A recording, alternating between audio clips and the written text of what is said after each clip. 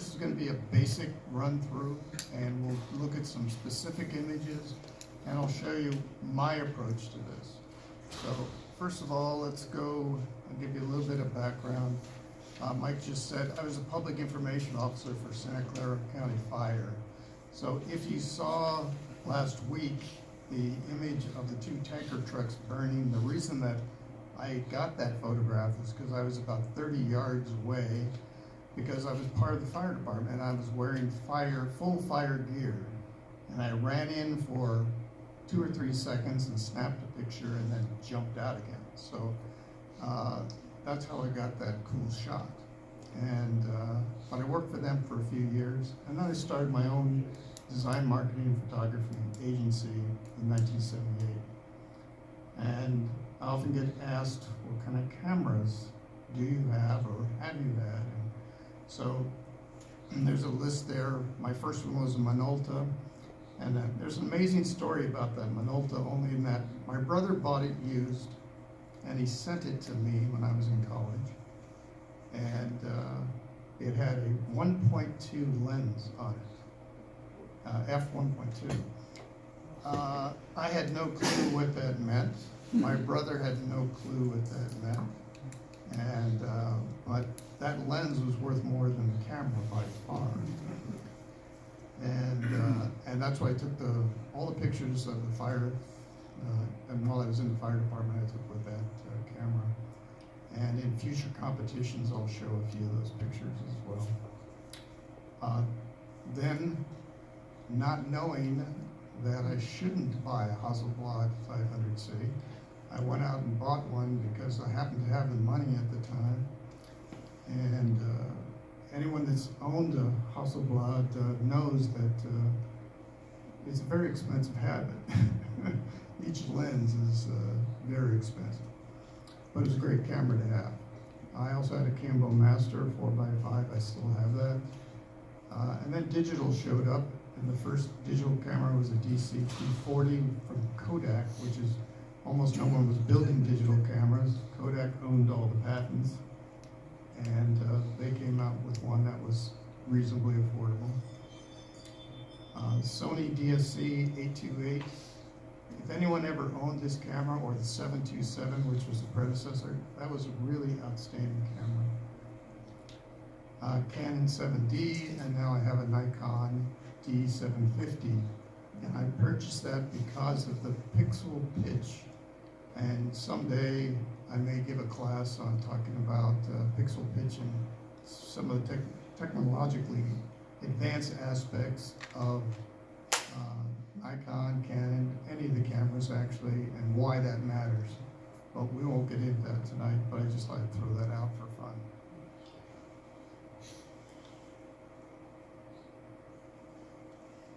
So Photoshop itself, as you all know, Photoshop editing is very subjective. Any photo, it depends on the artist that took the photograph. Depends on what you thought of it at the time. Is it your child? Is it something that's important to you? So it becomes very subjective in how you edit. Photoshop itself is extremely vast. I've been working with it since 1991, when it was called Photoshop, not Photoshop 1, not Photoshop 2. It was called Photoshop. And during that time, it's just gotten massive. And there's no way, anyone that tells you that they know all about Photoshop, that they're lying to you, because they only know, maybe they know a big portion of it, and I probably know a big portion of it, but I don't know everything. Another thing about Photoshop is there's always more than one way to do almost anything. And you'll see different people using, I've looked on YouTube and seen different people using techniques and saying, why in the world are they doing it that way? That's because that's the way they learned how to do it. So there's more than one way to do everything. Those of you that know about the Content Aware tool, it does a very good job right now, and amazingly enough, it's going to do an even better job. They're doing a vast improvement of that, which will be out in the end of October. So look for that. If you have a Photoshop license and you get the updates, get the update for that because it's going to give you a lot more improved quality and more flexibility. So I mentioned that Photoshop and Lightroom are siblings. They are very closely entwined. And when you're using Lightroom, you're actually using a piece of Photoshop. They are the same program, they're just extensions of each other. So that's the good news of what Adobe has done there, is that they put a lot of the tools and everything are the same in both programs, so that helps. Shooting camera raw versus JPEG. When I shoot, I always shoot both. So every shutter click takes both pictures. And JPEG has 256 shades of color in any of the colors. RAW has 4,096 shades of every color. So when you're looking at ability to edit, RAW is going to give you a lot more flexibility. JPEG is going to be simpler, it's going to be an easier approach, it's going to take up a lot less space, but nevertheless, those are the basic differences between the two. And the last item that I have up there is just a reminder for everyone that when they submit images to competition for projected images, they're 1920 by 1200 maximum size. And you can size that in Photoshop, and at the end of these images I'm going to show you, I'll size them, and you can see it's easy to do in Photoshop. I'm not sure how hard everybody does it right now, but I'll show you in Photoshop.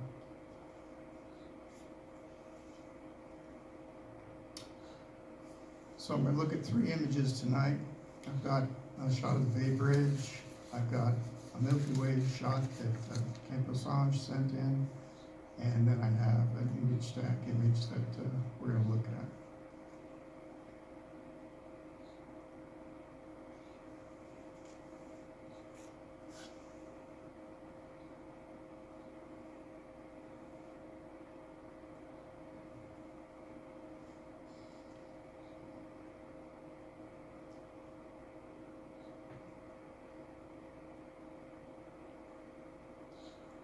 Come on. Open up. There it goes. And it probably just opened up 2 of them. Okay.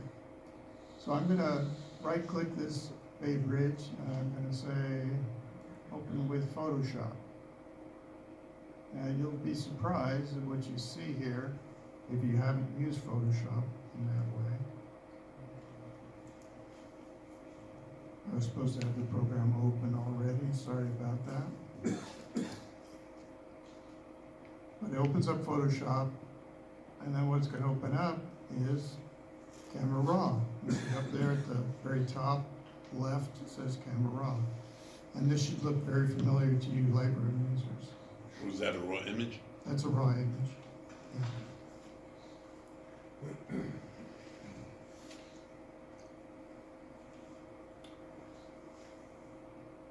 So what I was asked to do is I'm just going to pretend that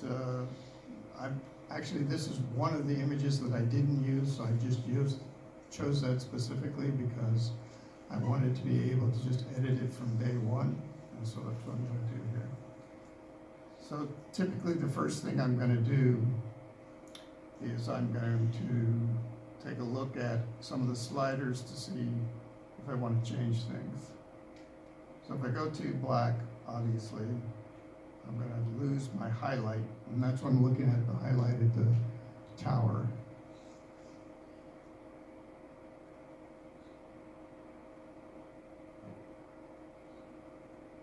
I think I like that exposure a little better. I don't want to blow out the tower, that's what I'm looking at, but I like that exposure a little better.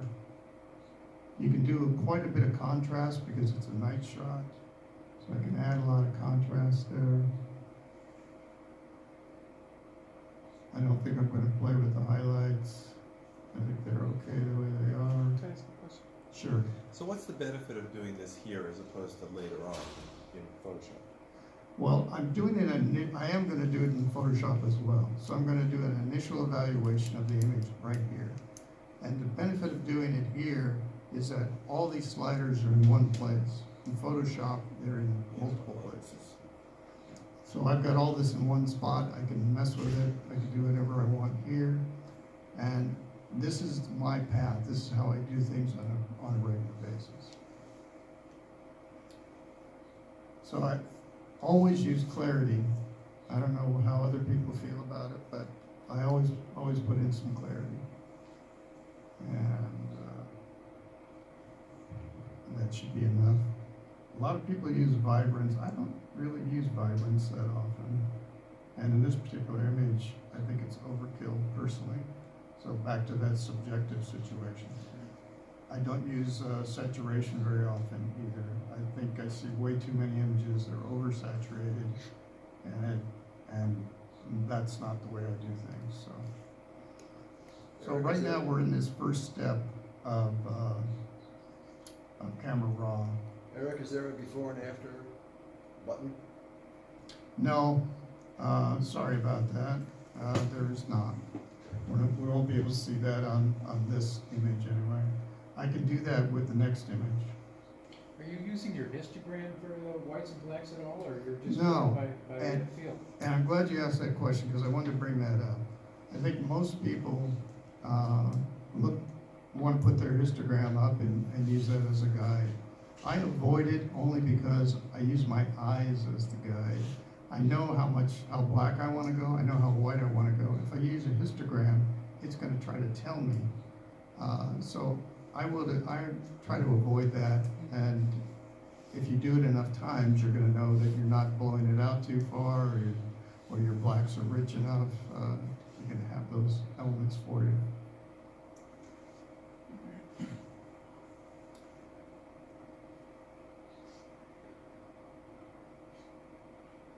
So I don't use the luminous tool either because it softens things. It's appropriate for if you had just water, or if you had a mask and you just wanted to do the water, you might be able to do the luminous tool. I'm going to move through these pretty quickly just because we don't need to change. I don't need to change too much, and if you're familiar with Lightroom, you're already here. So Eric, does this modify your original file? No, so the beauty of all of this is that I have that raw file on my computer, and at the end of this, when I'm in Photoshop, I'm just going to simply do a save as, and I'm going to save it as a TIFF file, which will keep all of the data just like a raw file. It'll have every piece of information there, and I can use that TIFF file, and I still have my raw file if I need to. So there's no reason to duplicate or worry about it. So lens corrections, excuse me, skipped one. Lens corrections, I always try this out. I leave it unchecked. Some people have it automatically open up, but I leave it unchecked because I want to see what it's going to do, if it's going to help me, if it's going to hurt me. In this case, you can see that it stretched it out a little bit, but I'd rather have that information on the edges, so I'm not gonna use the lens correction. And I'll come back to camera raw at the end and do a few minor edits as well. Okay, so I've got my basic things that I want to change here. See, I always do control and make a copy.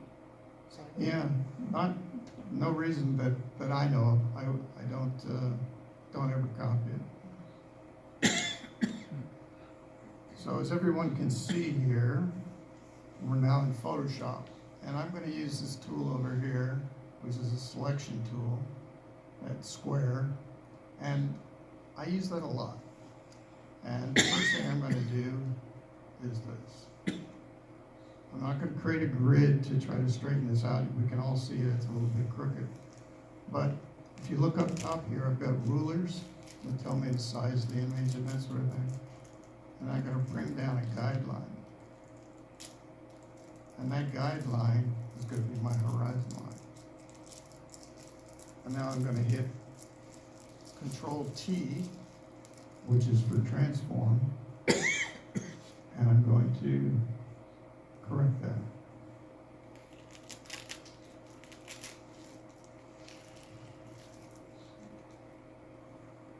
And that's close enough for what we're doing here. And I'm gonna click off of it, I'm gonna apply that.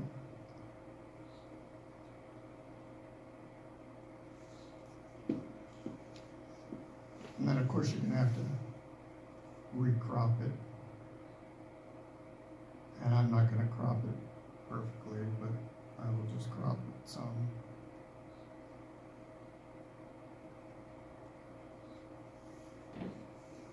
And I'm not using the cropping tool, I'm using this tool to crop it because I can get more accurate and also keep my guideline there where I can see it.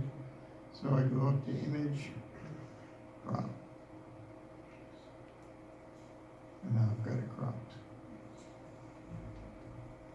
So that's different than the cropping tool? Yeah, the cropping tool is in here as well. It's not that one. The fifth one. Yes, there it is. So there's a crop tool that you can do all these different versions of it, but I rarely use it because I do everything with this tool, so I can just have more control of it. The cropping tool, you have to do a lot more moving and doing things to adjust it. So remember this guideline down here because I'm going to show you, I'm going to use that quite often for other things as well. So you can take it out of your image just by dragging it up like that. Whenever you want one, I can bring it from the side if I want to. So those really help you align things. It helps you when you're burning things, you're trying to, burning, dodging, trying to select specific areas. So over here we have the burn and dodge tools. So I'm going to use my burn tool and I'm going to pick a size, and you can stop me and ask me questions at any point. And typically I'm going to use a fairly soft brush. And a lot of people call this painting all the time, but I think that's a misnomer. I wouldn't call it painting because I'm burning. I'm not dodging, I'm not painting, I'm burning. So I'm just putting a little bit back in this tower. And it's actually, this image is a little hot on the screen. It isn't quite so hot on my screen on my desktop. So I might do a little dodging on that. Overall, the How image, do you determine the amount of dodging that you're doing? unfortunately, that's all by experience. And setting that tool as to how much dodge and burn you want is another aspect of it. So you can burn all you want. I'm going to make a fairly large tool here. And in this case,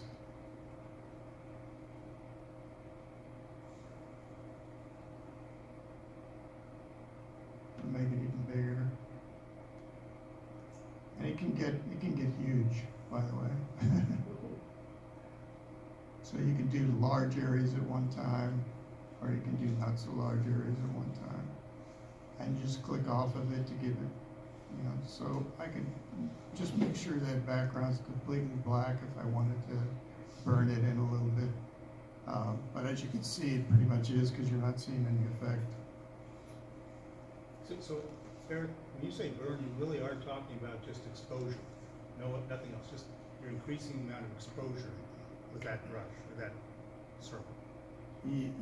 You're essentially reducing the amount of exposure. Yeah, you're making it darker. Darker, sorry. Okay. Right. And And unlike the Lightroom brush where you can select different features or characteristics of the brush, here it's just reducing exposure. that's pretty much correct, yeah. You can get also more detailed in it. It's not just that, but there's some different tools for that, right? Photoshop separates it all into different tools. There's Do you a- ever use a separate layer for burning and dodging? No, I don't use a separate layer because it's so easy to go backwards. So, but I'm glad you pointed that out, Larry. So, up here in my window, I'm going to ask for history. It's going to give me a little history window, and I'll put it over here. And so it shows you everything I've done. I was burning it, and let's say I didn't like the fact that I burned that, I shouldn't do it. Now you can't see it, but it's gone. I can bring in where I put those guides in. I can go back, and you can determine the number of steps. I can go back 150, 200 steps. I have it set at about 150 steps. So I will be able to see, pull this down, I'd be able to see 150 steps backwards. Where did you set the steps? I'm sorry? Where did you set the number of steps? You set that in the preferences over here. Okay. But your history preferences, I can go all the way back to open. So I can do it before and after, maybe a little bit here. And then I can come back to where I am now.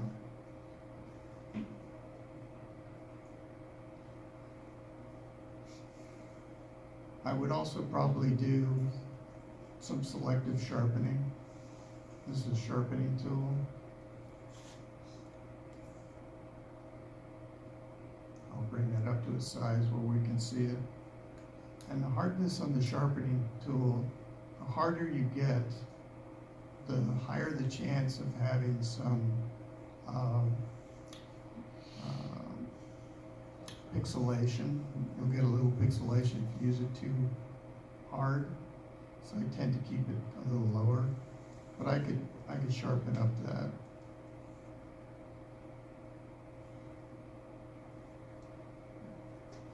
Can you see much difference with your eye between clarity and sharpness? Or is that really only evident when you print? No, you can see the difference. I don't know how this looks to you on that screen. It looks really nice on my laptop.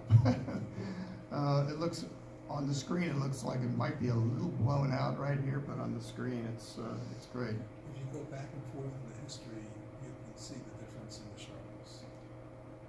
You probably can. Let's go back a step before I sharpen. Yeah, it's okay. You see that? And then look at the tower in those cables, and now look at it. There's an improvement there. And actually, I have better. This is not my best shot because I have some that are very clear there, but I chose this one purposely because it hasn't been fooled with at all. But that's a big advantage in Photoshop is that you've got this additional flexibility that I can go back into history and figure out anything I want. Even if I decided I cropped out something I didn't want to, I could go back before the crop and I still have my image.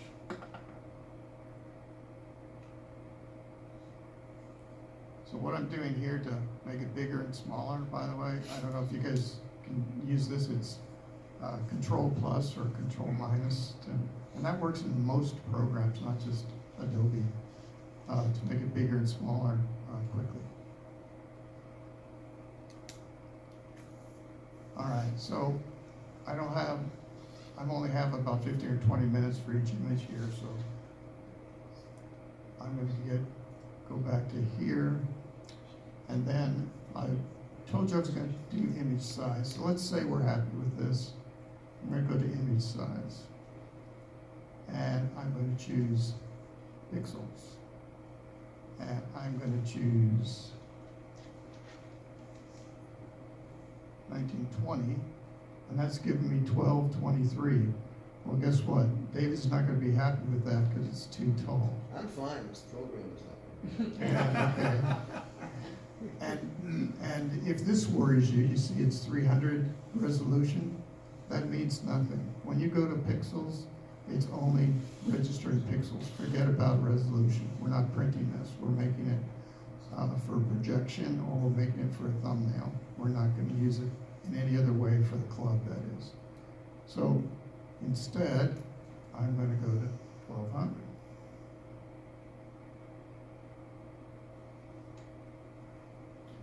now that made it 1884. And I'm gonna say okay, and now here's my image that's ready.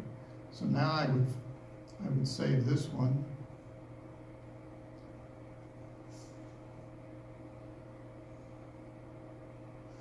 And I would save it as a JPEG, which is what David needs for his projection.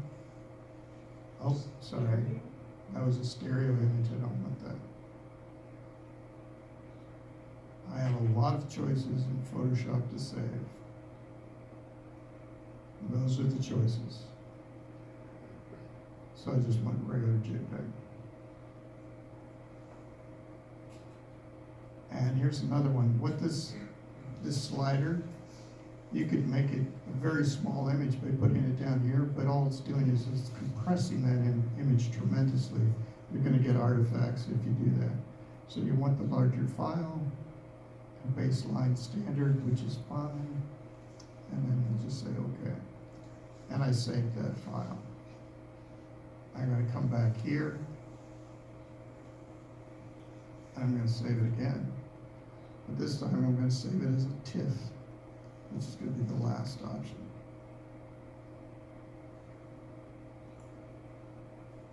So I saved that. Maybe I'll show you one more thing.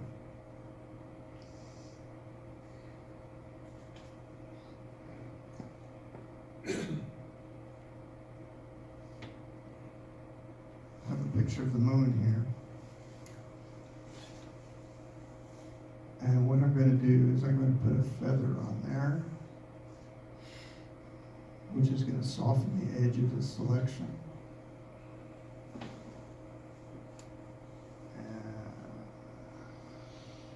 Put a feather of about 5 pixels. And then I've chosen this, now it's round, do you see that? It was square before. And I'm going to pull down a guide to the edge.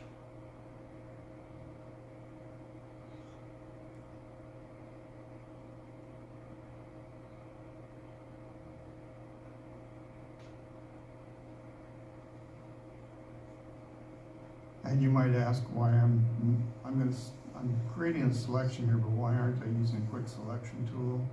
Because it's not going to get a perfect edge on this. And you can see my moon is not perfectly, oh, sorry, I'm in the wrong spot.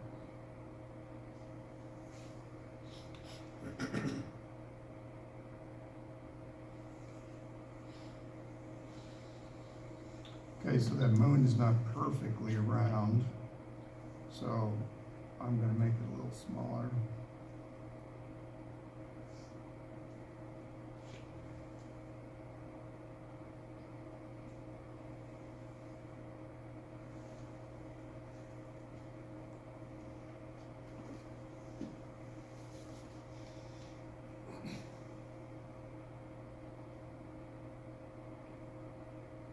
Eric, why are you doing this? I'll show you, you'll understand in a second. So I've got the moon here, and I am going to select the inverse.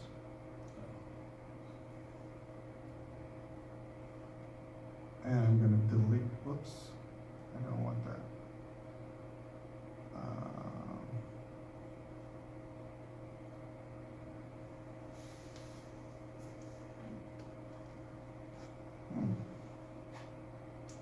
Let's try this again.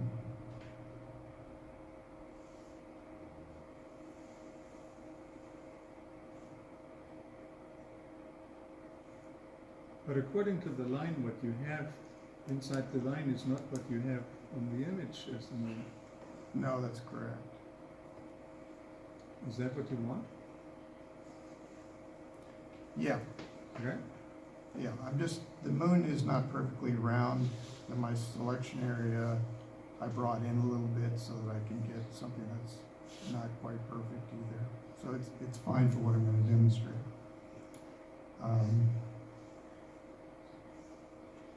Okay. So there's the moon.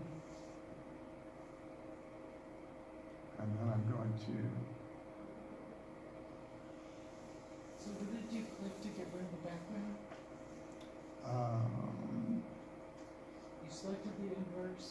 Yep, and then over here, where my mouse is, I unlocked it, the layer, so that I could, when I do that, it puts a blank layer behind it. So there's no pixels in it. And then what I'm gonna do now is I double click this, and I'm gonna put an outer glow around this moon. And I've gotta pick a color, which is white, which is fine.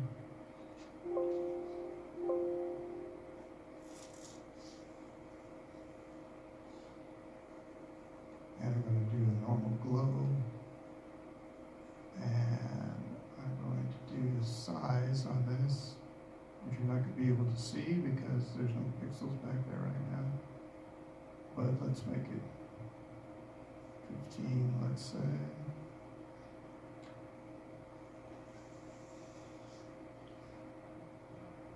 And you might have guessed,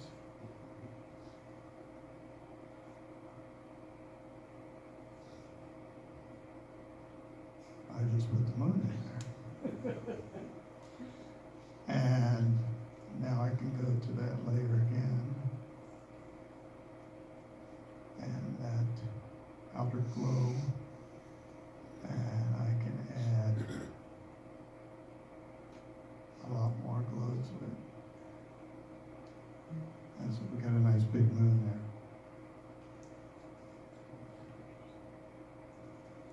And if I need to, I can fix it.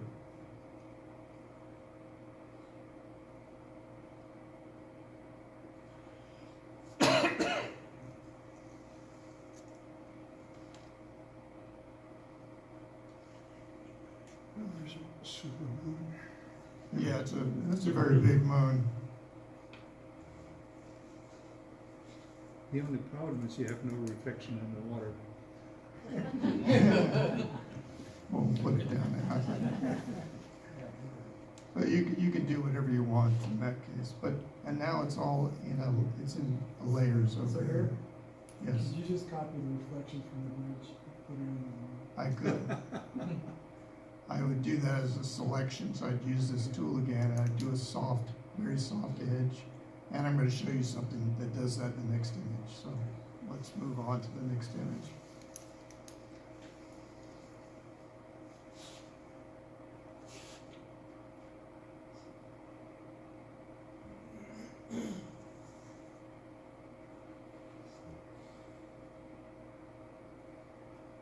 Okay, so Kent gave me an image. I called it Kent Way because it's got the Milky Way in it.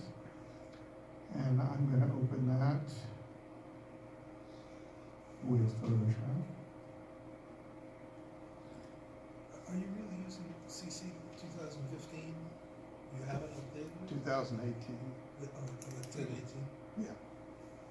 This is the most current version of Photoshop. So this is an image that Kent did, and he was interested in a specific question about parallax.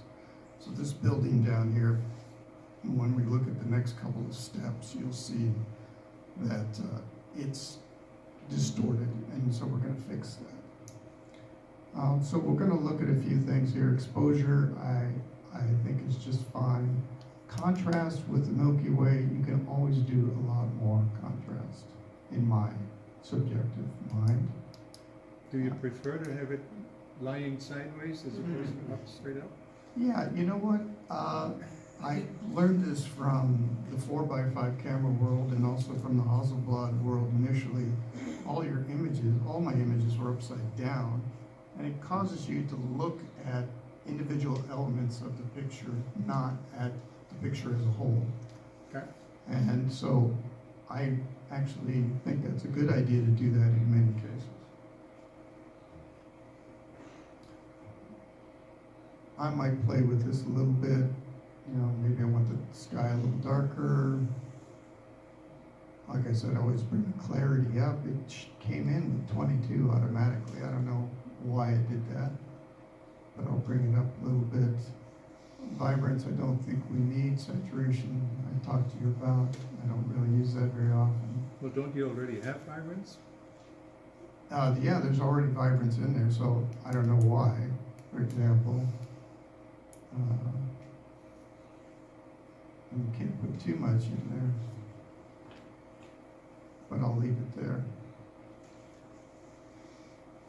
Okay, the other sections here, I'm not gonna really look at any of these things because I'm gonna do all those things in Photoshop in one way or another. What's the second button there? This guy? Yeah, curves? Yeah, Oh, okay. it's curves. Hey, Eric? Yeah. Mind if I say what my frustration was here? You may? So in Lightroom, you can transform to straighten the lines of the building. But when I did that, the top half of the picture, it's as though it rotates the picture on an axis to try to align the lines of your building. And so the stars up at the top became very large and Right. almost streaked. Right, So I couldn't keep them as pinpoints and still transform the building. right. So we'll be able to do that, and I'm gonna show you two different ways that we can try that, and we'll see which one you like. There's a simple one and a more complex one. At least this is like, once again, everything has more than one way to do it, but this is the way I would approach it, so. So we're gonna rotate this guy.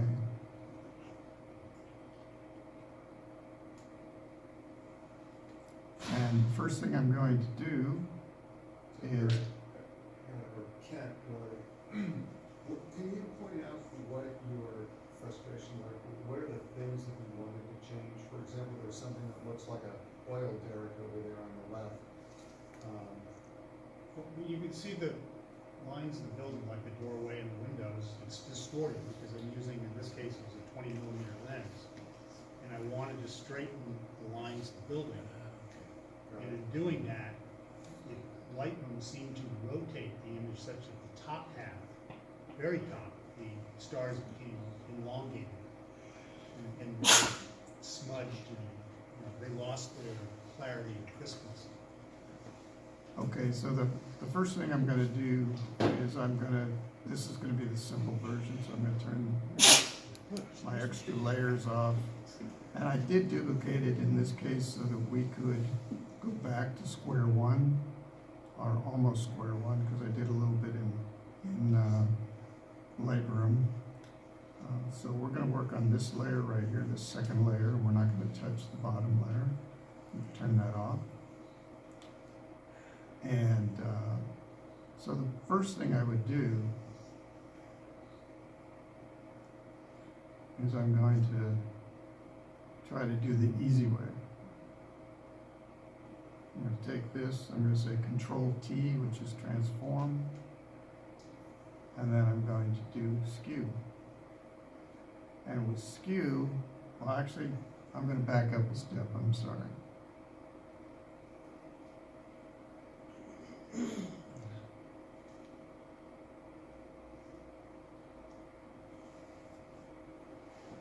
So by going back a step, I'm going to actually use this top layer now over here. And what I'm going to do with that, so that we can understand what we're looking at, is that I'm going to blow it out. And the reason I'm blowing it out is so I can see the edges of the building now. I couldn't really see those before, everything was too dark. And I'm going to do it again. This is hue and saturation. This is a way to add additional lightness to things. It didn't really help me very much.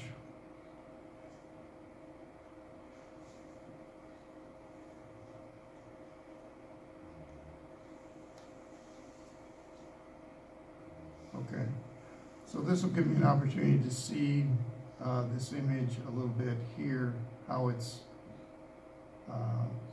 you can see the parallax problem here.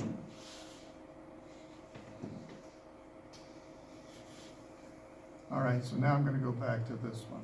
Now that I have an idea of where those are, one more time. I'm going to bring some guidelines in here. So these are the guides that are going to tell me how much I want to fix this image.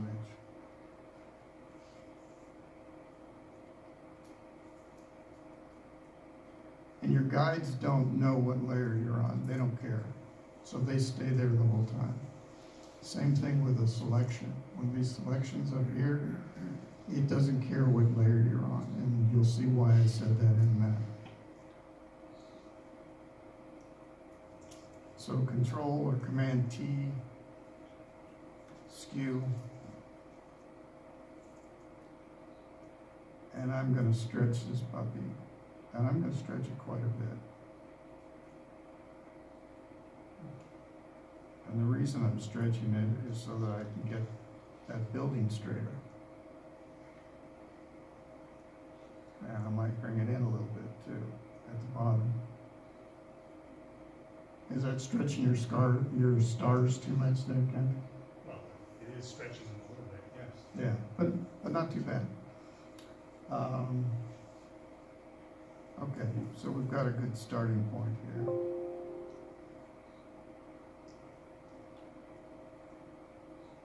And now what I'm gonna do is I'm gonna come back in and I'm gonna crop out a little bit.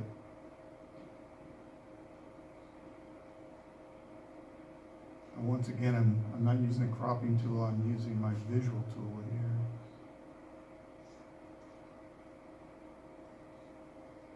Okay, so that's step one. And that made the parallax problem much better. It may not be enough for you, it may be enough, I'm not sure. But let's come back here. And we'll adjust the brightness a little bit so we can look at it.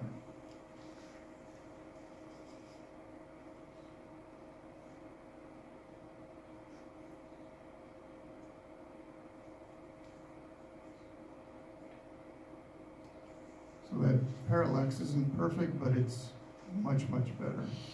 And then you've got a hot spot in the lower left that we would have to deal with. I'm not going to deal with that tonight, because I'm going to show you a different way to do this. Are you gonna do anything with that tower on the left? I would take it out. I would clone it out. And we can do that right now if you want. So I'm simply going to pick the clone tool here. I'm going to pick a large enough brush. And if you remember, I put quite a bit of contrast in that image already. So because of that, I can choose a little more hardness.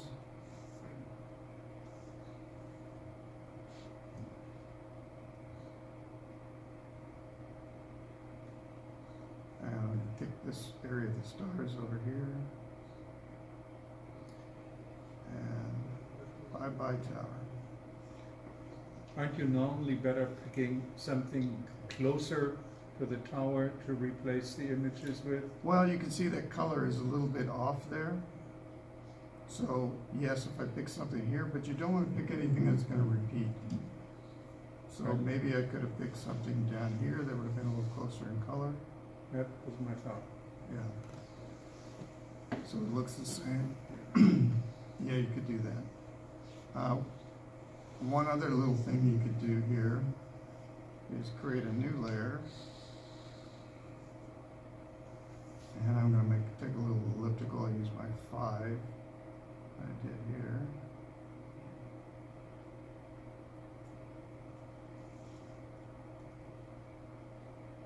That star, I just put a little selection around that star. But the reason I did was because, as Canton Mercury told me, that's actually Mars. Of course, you wouldn't know it, but it is the red planet. Let's make it red. So let's make it red.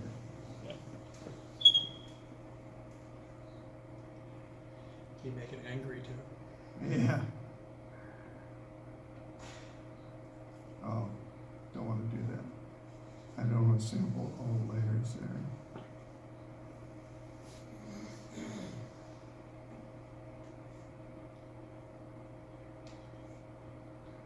Okay. Now, that actually doesn't look that real, right? So the beauty of this is we can come over here to opacity, and I'm gonna pull that way down. So it just has a hint of the color. So that it's more realistic. Okay, now I'm gonna show you how to fix that parallax problem the hard way. That wasn't the hard one. No, that was the easy way. Gee, thank you. Am I gonna live long enough to? You might. Yeah. Depends on how you go for next year. Yeah. There's so much to learn, unfortunately. So I'm gonna go back and duplicate that layer again so I can have this one to work on. And then I'm gonna blow it out again, just like I did before. Duplicate it one more time.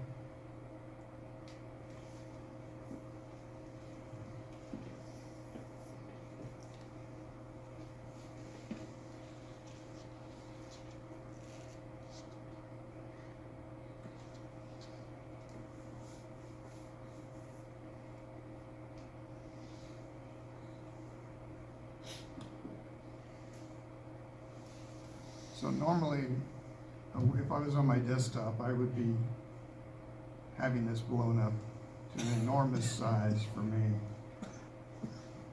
And you can see I'm on the selection tool. And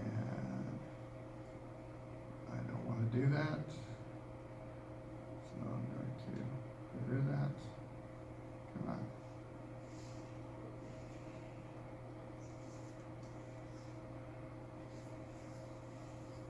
Go away. Wouldn't it be easier to use the perspective tool in the crop? I'm sorry, use what? The perspective tool No, on the crop? because I'm gonna show you what I'm gonna do.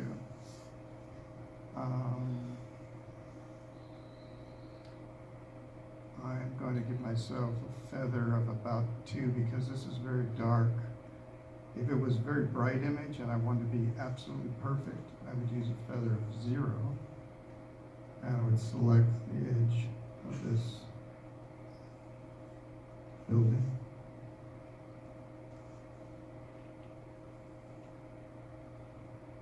Using the pencil? No, this is the, Selection tool. yeah, it's the, I can't remember what, Polygon. yeah, polygon selection tool.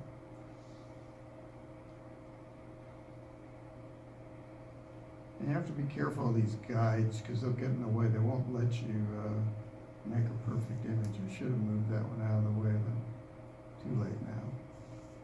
Now you can also see this roof is curved. So I'm going to have to make a selection that has several. You could use a pen tool to make the same selection if you wanted to. And that roof probably was curved in the real world. Yeah, I'm sure it was. So now the selection is on my second layer. I selected on the bright layer, and now I've got it here on this other layer. So once again, I'm going to do Control T, and I'm going to use the skew tool, and I'm only skewing that building. I'm not skewing anything else.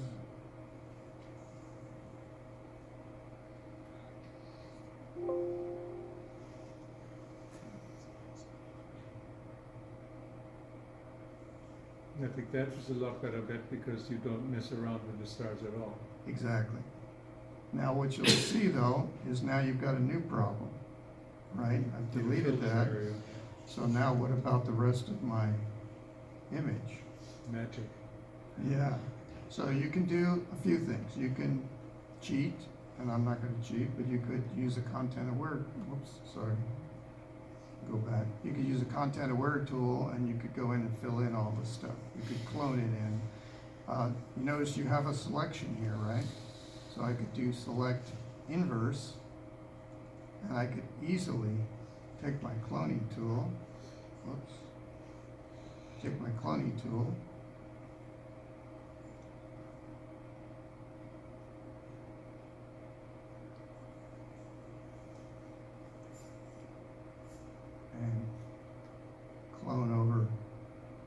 those sections. And you could clone all this. I'm not gonna do that. I'm gonna do something different. What I'm gonna do is, still got this selection, I'm gonna go back to my Control T, which is, oh, I have to select universe, sorry. Okay.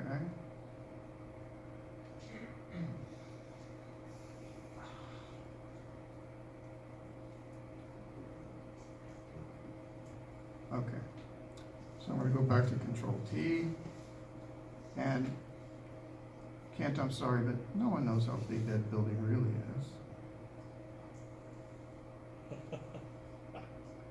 I'm gonna change that building. And that way I don't have to do all that work.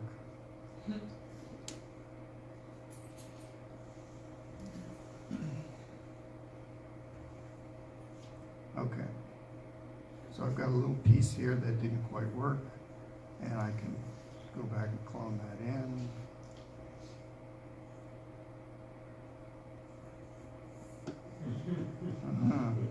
Okay, or not.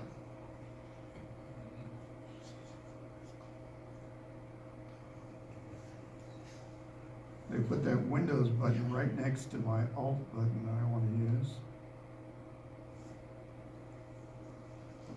Okay, so that fixed those little problems. Now I'm going to show you a few things in the stars. Also, we could have moved this, whatever this flagpole thing is. I could have moved that over. And by the way, I'll get rid of your tower too. By the way. Now you can see something else happened when I move things around here. Mars no longer has its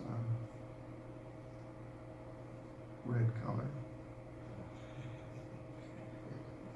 So it's back. Okay. So now let's look at a few things that are kind of Why does the interesting. roof have that little, on the, next to the, that line, that little, like little jag? Was that in the original, or did I Well, maybe it is. You added that. did I create that? So I might have to go back and Okay. clone the edge of that. So now what I'm going to do is, you've seen a lot of Milky Way photographs probably, I'm guessing.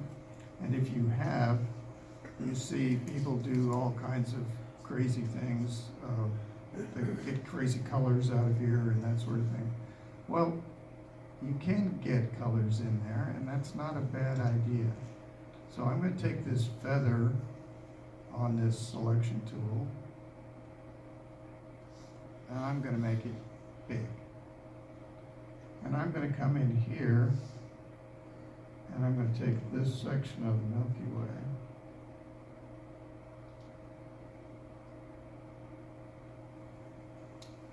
and I'm going to make a new layer out of this, and I'm going to fill that. Actually, I'm not going to fill that. I'm going to do a different tool. I'm going to do image adjust, and I'm going to do hue and saturation. Okay. Let's try that again. So hue and saturation, I can change the color of those stars back there. I can make more aqua What did you do to get there. to get this to work when it said it had no pixels? Because when I get that, Check it, it was on layer two. both layers. Yeah, I made a separate layer here that I didn't need, so I'm back here on this layer. But my intention here is to do something that's more golden like that. And if you look at that initially, you'll say, okay. That's right, that's the way I remember it. Yeah, just like that. Now I'm going to layer this via copy. And the reason I'm going to do that is that I could boost this color separately if I wanted to, or separate that color down, or do something else with it. So using the selection tool again, I'm gonna come back down here, and still on 180 pixels of feather, so I'm gonna get a big image here. And then I'm going to layer this via copy in this case. And then I'm going, and you can see over here, it's only got that piece. It doesn't have everything.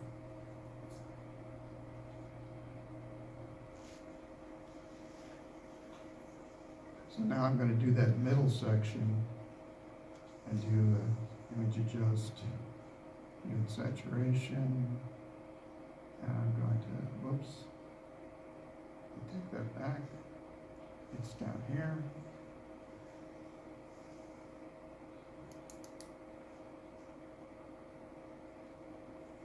And I'm going to create it a little more aqua.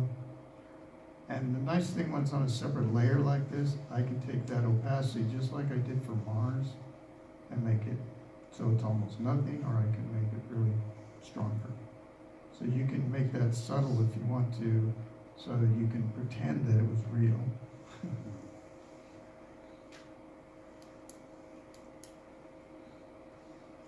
Okay, and then I'm going to do one more, and then call it a day on this one.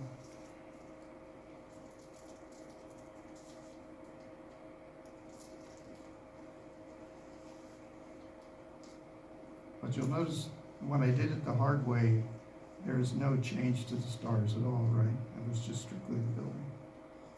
And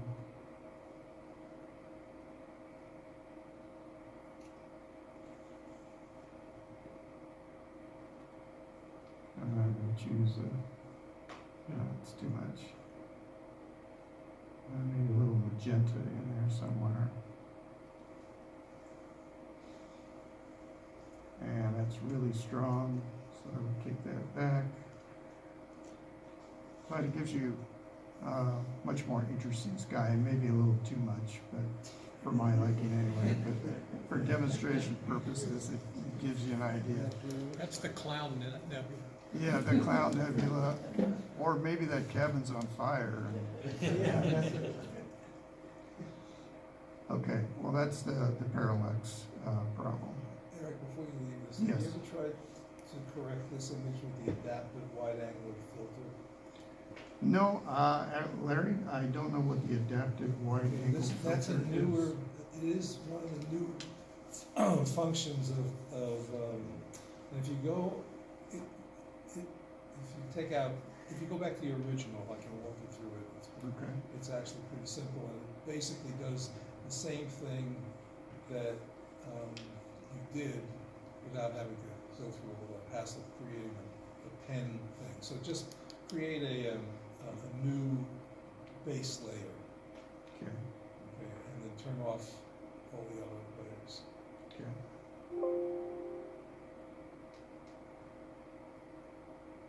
So you got that one, all right. Now go under filter, and it should be right on the top. See, it says adaptive wide angle. Yep. One down. Yeah. Okay. It brings up a dialog box, which you then can see. There's a pen. There's a tool, a line tool there, and you can drop perpendicular or horizontal lines. Say, for example, on the door frame. Okay. If you just draw a line, go on. No. Go on the top of the door frame to the bottom of the door frame. Right here? Right there. Okay. Do one on the other side now. Of the existing, Yeah. the way I want it or the way it is? The way you want it. Oh, Okay. okay. All right. Now, hit OK.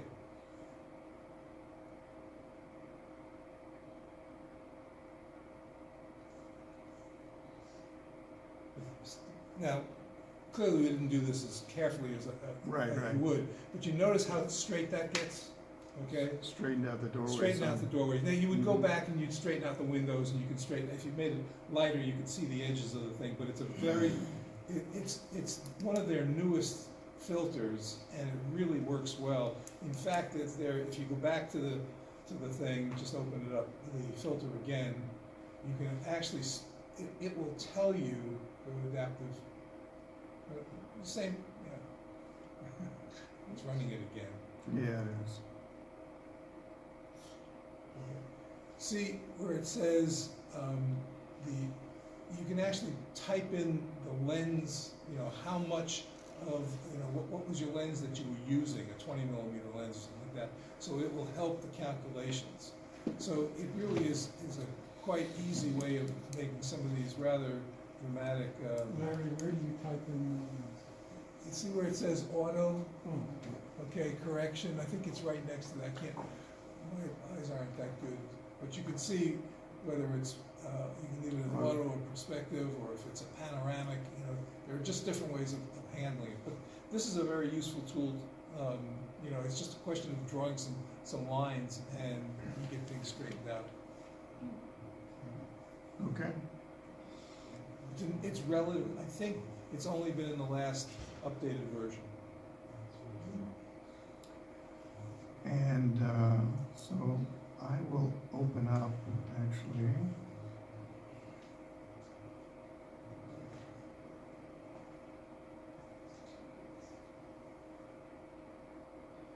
So this is one I played around with a little bit.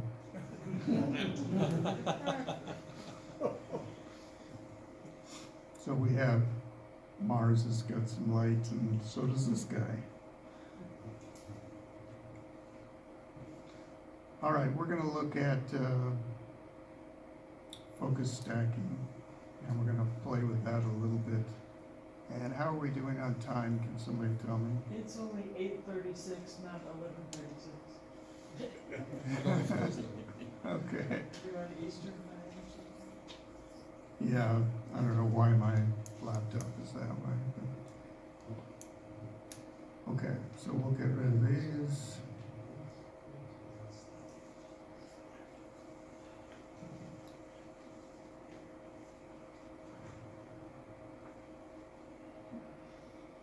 All right.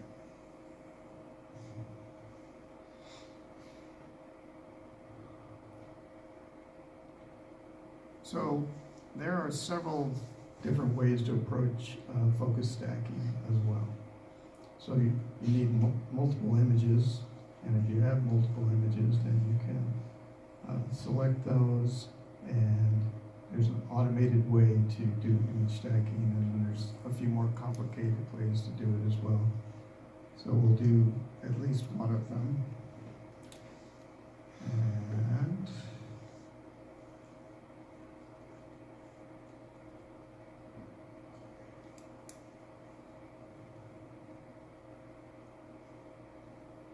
I'm going to go find the images that I want to use.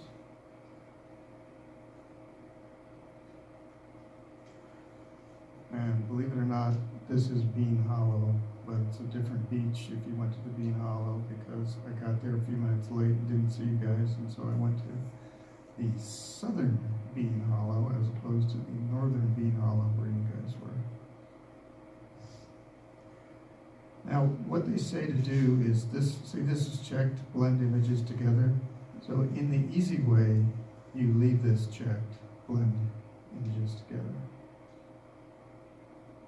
And what it's going to do is it's going to put the images over here on the right hand side. Now what you want to make sure, okay, I got to wait for it here a second.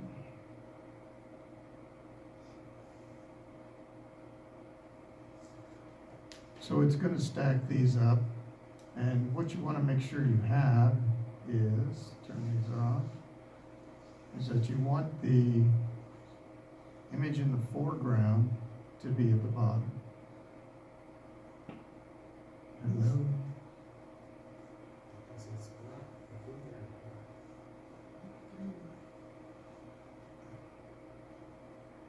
I'm used to my desktop, which has... The mask is black. Huh. Okay, let's see. So these are in reverse order. So the top one is got the foreground, so I want to just change that. So I'm going to grab this layer, And I'm just gonna drag it down here. And now the middle is up here, and I'm gonna put it here. And those are all three images. So, nope, it doesn't do it that way. Why don't you make your mask white?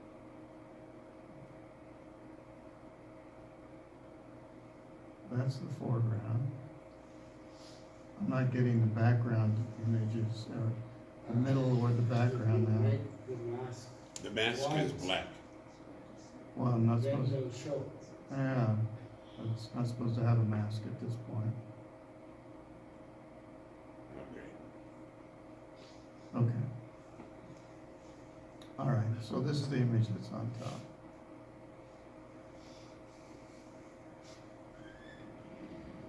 So there's an automated process. When you get to this point, you can come back over here and you can have them blend those layers together. I'm sorry, you have to merge them first. Or select all three, sorry.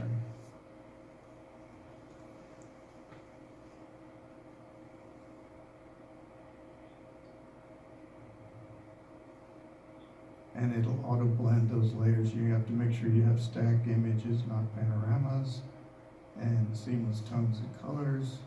And you can also check content aware, fill transparent areas. And then process.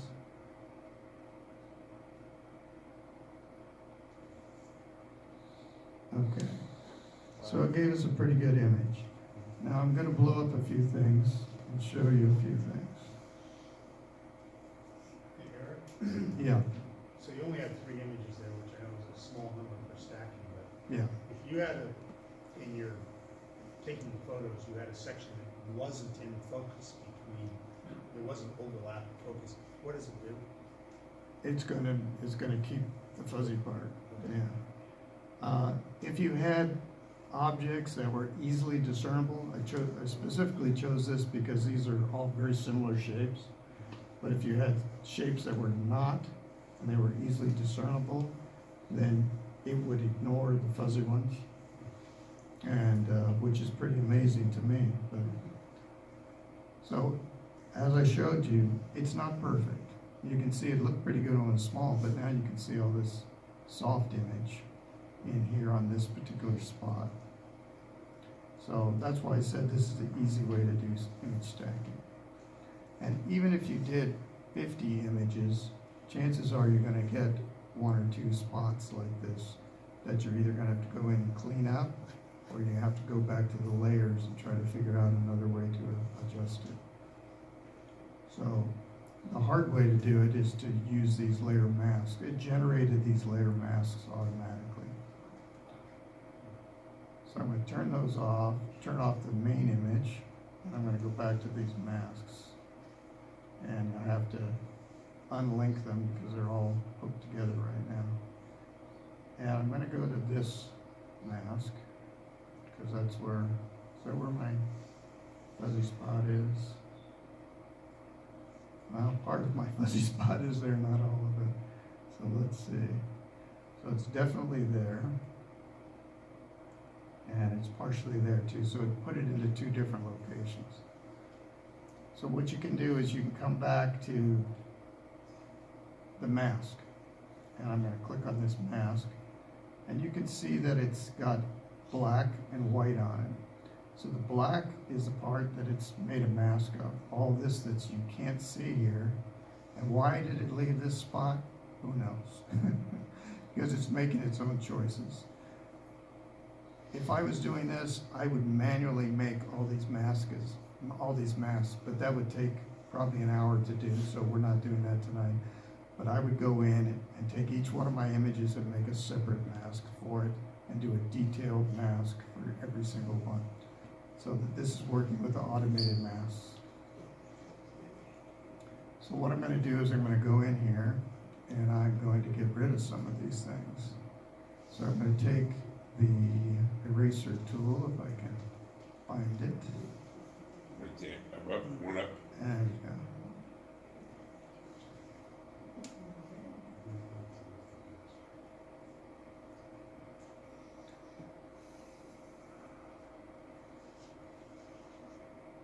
It should allow me, well, I can paint it if not.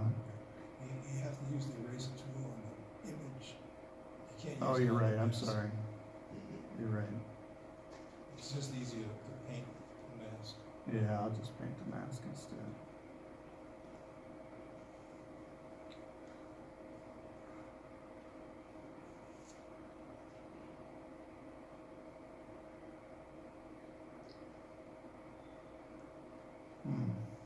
Oh, it might be in this one.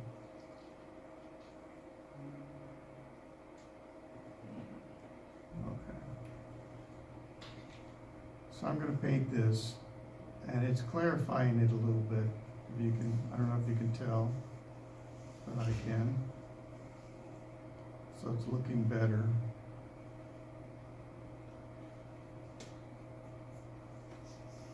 And I'll blow it up a little bit. Whoops.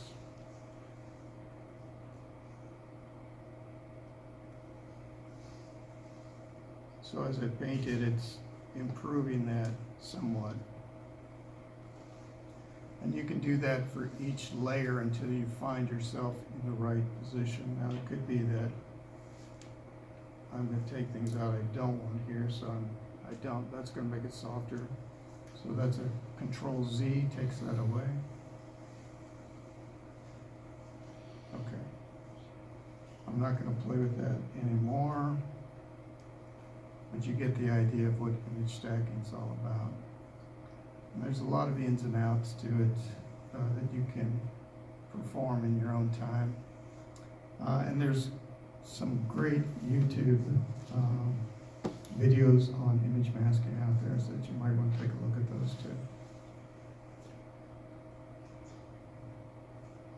Is that a lot better than if you had taken the picture initially with an aperture of f8 or?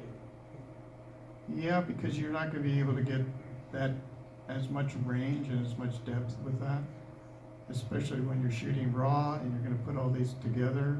You're going to be able to, come back and burn in shadows and really make a beautiful image out of it.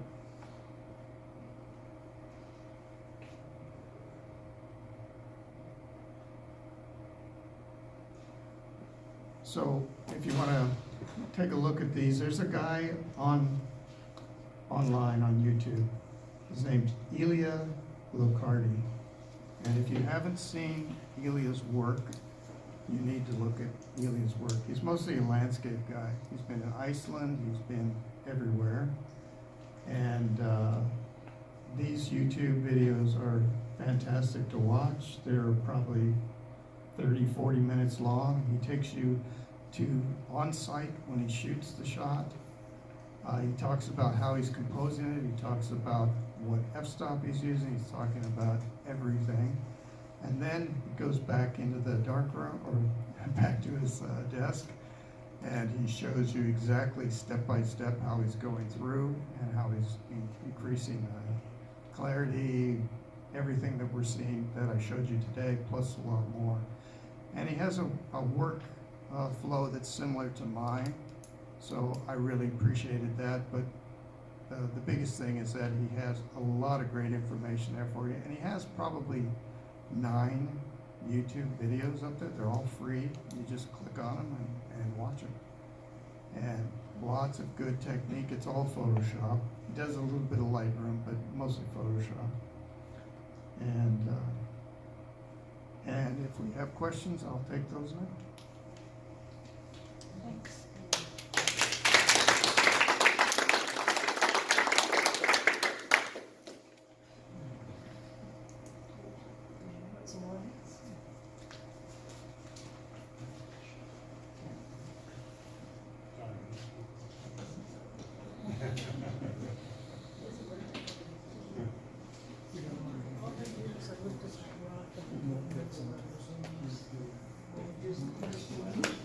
Oh, across the top, right. No more questions? They have PhDs, they have sitting around Adobe headquarters figuring all this stuff out.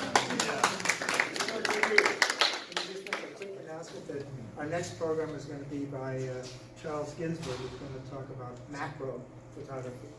He's going to invited you to bring your cameras and lenses, He's gonna set up tables on the sides and have demos, and it should be an interesting program too. Thank you very much.